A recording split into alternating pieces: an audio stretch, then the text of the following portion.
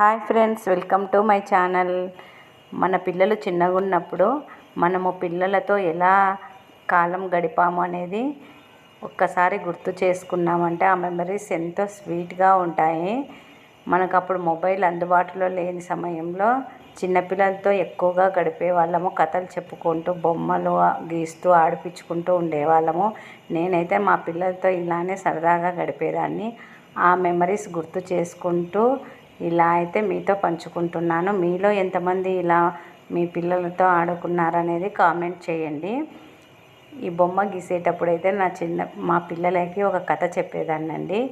ఈ బొమ్మకైతే ఒక స్టోరీ ఉంటుంది. వాన వచ్చింది, వంక వారింది, అమ్మ 2 రొట్టెలు చేసింది, తిన్నాను, బడికి వెళ్ళాను, టీచర్ 3 ఎంత అన్నది, 6 అన్నాను, రైట్ అన్నది, పాస్కి ఇచ్చినారు, బెల్లు కొట్టినారు, ఇంటికి వచ్చాను అనే స్టోరీ చెప్పుకుంటూ బొమ్మ గీసేదాన్ని. అలాగే 76తో బాతు బొమ్మ గీస్తూ పిల్లలకైతే చెప్పేదాన్ని.